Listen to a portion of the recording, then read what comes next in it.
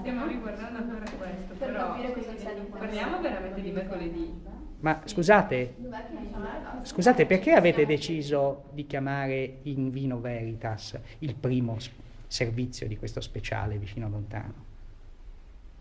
Chi vuole rispondere? Perché sicuramente contiamo nella spontaneità delle persone che mercoledì sera incontreremo alla festa universitaria Erasmus e dunque troveremo persone di diverse nazionalità che si presenteranno i loro prodotti, le loro usanze e tradizioni e quindi saranno sicuramente spontanei con il Vino Veritas.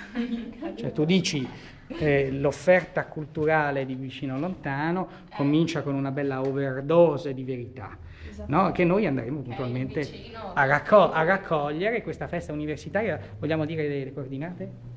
Piazzale del Castello mercoledì alle 21. Mercoledì di dopodomani. Mercoledì 9 maggio. 9 maggio. Alle 21 ci sarà questa festa nell'ambito appunto di Vicino Lontano. Vicino Lontano, e nell'ambito di Vicino Lontano ci siamo anche noi, giusto?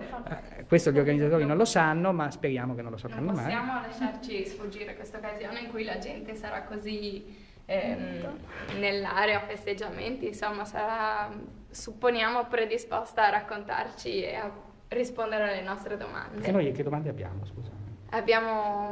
Vogliamo chiedere dov'è la Casba, che cos'è e come la vive la gente. Ma questa sarà la provocazione che aggiungeremo alla fine di lunghe conversazioni, Sì. dotte conversazioni su Oriente, Certo. Occidente, poi? Islam. Poi? Qualcuno vuole aggiungere qualcosa? Di cosa parla Vicino Lontano e quindi noi che cosa riecheggeremo? Di incontri. Incontri anche. Confronti. Allora, noi questi confronti li andremo a sbirciare da una finestra molto particolare, che è la festa universitaria di dopodomani. Siamo particolarmente predisposti, vero, a fare questo servizio? Certamente, siamo tutti felici e non vediamo l'ora di Cioè, questo abbiamo un meraviglioso incontro con le culture diverse che verranno proposte mercoledì sera alle ore 21. Per cui la redazione della Casba a questo punto nell'annunciare questo servizio deve, ahimè, riferire alla cittadinanza che dopodomani, perché oggi è lunedì, dopodomani tra una cinquantina di ore, quindi a questo punto... Il team B ci sarà.